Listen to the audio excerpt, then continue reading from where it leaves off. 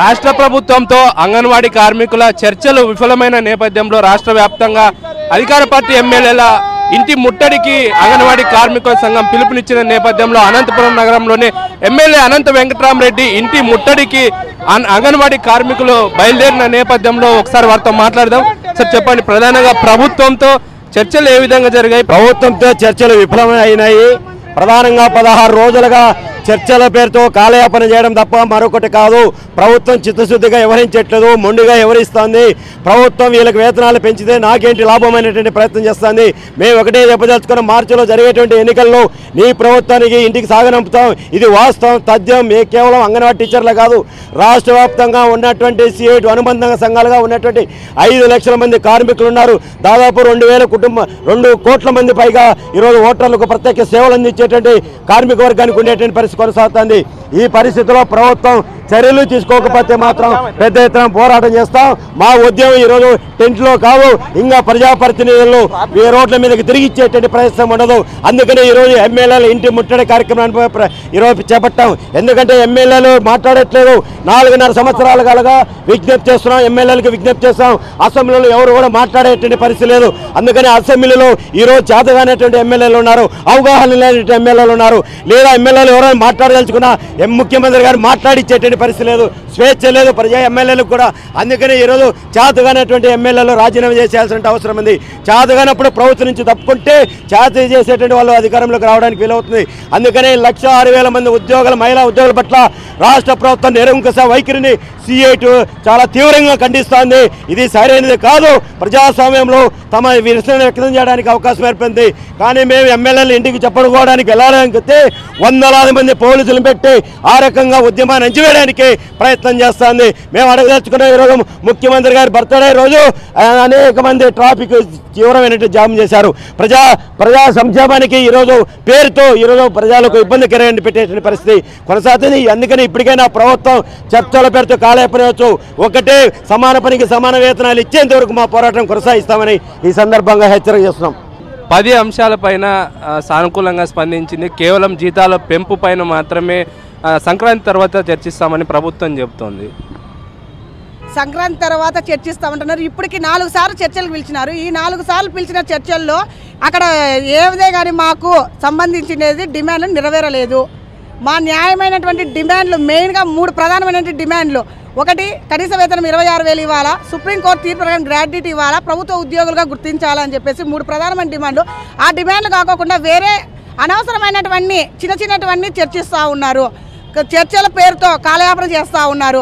ఈరోజు పెద్ద ఎత్తున మాకు విఫలం కావడం వల్లనే చర్చలు పెద్ద ఎత్తున ఎమ్మెల్యేలకు వెళ్ళి మేము వినతి పత్రం ఇవ్వాలనుకుంటున్నాము. ఎందుకంటే అక్కడ అవగాహన లేని మంత్రులను కూర్చోబెట్టి చర్చలు చేయడం వల్ల లాభం లేదు. ఎమ్మెల్యేలు అయితే లోకల్గా నియోజకవర్గంలో ఉంటారు కాబట్టి తమ ఆడపడుచులు ఏ విధంగా సమస్యలను ఎదుర్కొంటున్నారో అనే విషయము వారికి సరైన అవగాహన ఉంటుంది. ఎమ్మెల్యేలతో కూడా చర్చించాలా అని మేము మా యొక్క బాధలను ఎమ్మెల్యే గారికి వినియోగించుకోవడానికని మేము వెళ్తున్నాం. అంటే భవిష్యత్ కార్యాచరణ ఏ విధంగా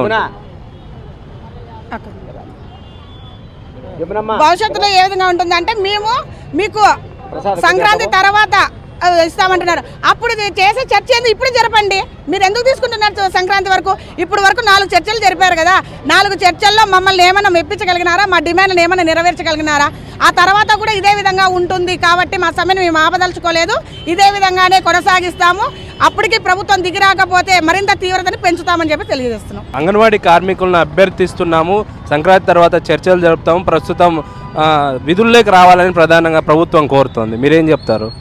మీ విధుల్లోకి అయితే వచ్చేదంటూ లేదు. మా సమస్యలు అయితే తీరేంతవరకు విధుల్లోకి రాము. ఈరోజు మా అంగన్వాడీ టీచర్లు 15 రోజుల నుంచి సీఎం దృష్టికి పోలేదంటే కిందుండే మంత్రులు తీసుకోలేదా, లేకపోతే సీఎంకి ఏమైనా కనపడలేదా? మా చెవుల్లో మీకు చెవుల్లోకి వినపడకోకుండా ఏమన్నా ఉండారా? ప్రభుత్వం దృష్టికి తీసుకుపోతాము, జగన్మోహన్ రెడ్డితో మాట్లాడతాము, సీఎం గారు మాకు పర్మిషన్ ఇవ్వలేదు అని చెప్పేసి ఏ విధంగా చెప్తున్నారు? 15 రోజుల నుంచి టీవీలలో చూడడం లేదా, పేపర్లలో చూడడం లేదా? మీడియా మిత్రులందరూ ప్రతి విషయము మీకు దృష్టికి తీసుకొని వచ్చి చూపిస్తున్నారు. మరి మీకు కనపడకోకుండా వినపడకోకుండా ఉన్నారా? మా సమస్యలు తీరేంత వరకు మా పోరాటం అయితే ఆగదు. ఎన్నిసార్లు చర్చలకు పిలుస్తారు, లీడర్లను పిలిపిస్తారు, నిరాశగా వెనక్కి పంపిస్తున్నారు. ఇది మీకు తగింది కాదు. ప్రభుత్వానికి మేము డిమాండ్ చేస్తున్నది ఏమి 3 డిమాండ్స్ ఒప్పుకోమని చెప్పేసామంటా ఉన్నాము. ఆ 3 డిమాండ్స్ ఒప్పుకోము. మేము సెంట్రల్కి పంపిస్తామంటే సెంట్రల్కి పంపించేది మీరేం చెప్పాలా? మేము సెంట్రల్లోనే తేల్చుకుంటాము. కోర్టుకు పంపమని చెప్పేసి చెప్తున్నారు. కోర్టుకి ఏంటికి పోతాము? కోర్టు నుంచి తీర్పు వచ్చింది, అది మీకు తెలీదా? సుప్రీంకోర్టు నుంచి తీర్పు వచ్చినప్పుడు నువ్వు అమలు చేయకోకుండా ఈరోజు కోర్టుకు పోయి కోర్టు నుంచి తెచ్చుకోండి, మీరు సెంట్రల్కి పోయి తేల్చుకోండి అని చెప్పేసానంటే అన్నారు. స్టేట్ చేసేది జీతం అన్న చేయొచ్చు కదా, సెంట్రల్కి మేము ఎందుకు పోతాము? కోర్టే కదా మాకు తీర్పు ఇచ్చింది. సుప్రీంకోర్టు ఏ విధంగా తీర్పు ఇచ్చిందో గ్రాడ్యుయేట్ అమలు చేయాలని చెప్పేసి అన్నారు. మరి సుప్రీంకోర్టు తీర్పు ఇచ్చిన కంటే వాళ్ళు లాయర్లు కాదు, ఇంకా వేరే లాయర్లతో చేయమని చెప్పేసి చెప్తున్నారు. ఆ లాయర్లు ఎవరో మీరే చూపించండి. మేము ఒకటే చెప్తున్నాం ఎమ్మెల్యేలకి, అంగన్వాడీ టీచర్లు మరి 10వ క్లాస్ చదువుకున్నారంటున్నారు. 10వ క్లాస్ చదువుకున్న అంగన్వాడీ టీచర్లు ఈరోజు 2 సెల్లులలో 2 యాప్లు చేస్తున్నారు. అది ఒక్కటి ఎమ్మెల్యేలకు గుర్తుపెట్టుకోండి. మీకు ఎమ్మెల్యేలకు ఒకే మాటే, మీకు ఏం చెప్తున్నారో మీరు ఏం మాట్లాడుతున్నారో ఒక్కటే ఒళ్ళు దగ్గర పెట్టుకొని మాట్లాడండి. అంగన్వాడీ టీచర్లు మీరు ఏం చదువుకున్నారంటున్నారు. మీరు ఏం చదువుకొని ఎమ్మెల్యేలుగా వచ్చినారు? ఈరోజు మీకు ఒక పిఏగా ఒకరు కాదు, 2 కాదు, 3 పిఎల్ని పట్టుకుంటారు. మీరు సంతకాలు చేసేంతవరకే ప్రతి పని ఒక గెజిటెడ్ ఆఫీసర్ పని కూడా మేమే చేస్తున్నాము. కలెక్టర్ కూడా ఉండదు. పుట్టిన పిల్లల కాడి నుంచి సచ్చే వరకు అంగన్వాడీ టీచర్లే రాయాల. ఒక ఎలక్షన్ డ్యూటీ అంటే ఎమ్మెల్యేలే మమ్మల్ని అంగన్వాడీ టీచర్లనే వాడుకుంటారు, రూపాయి డబ్బులు ఇవ్వరు. మరి మా ఈ అంగన్వాడీ టీచర్లు ఏం పని చేయలేదని చెప్పేసి మీరు ఈరోజు జీతాలు పెంచుకోకుండా ఉంటారు. ఇది పద్ధతి కాదు మీకు. మేము అడుగుతున్న డిమాండ్స్ ఒప్పుకోవాలా? మీరు 15వ తేదీ పండగ పోయినాక చేస్తామంటున్నారు. పండగ పోయినాక కాదు, మీరు 5వ తారీఖు లోపల చర్చలకు పిలిచాలా? మా డిమాండ్స్కి ఒప్పుకోవాలని చెప్పేసి సీఎం గారికి మేము ఖచ్చితంగా మీకు ఏమి చేస్తామనేది కూడా మీకు తెలుసు.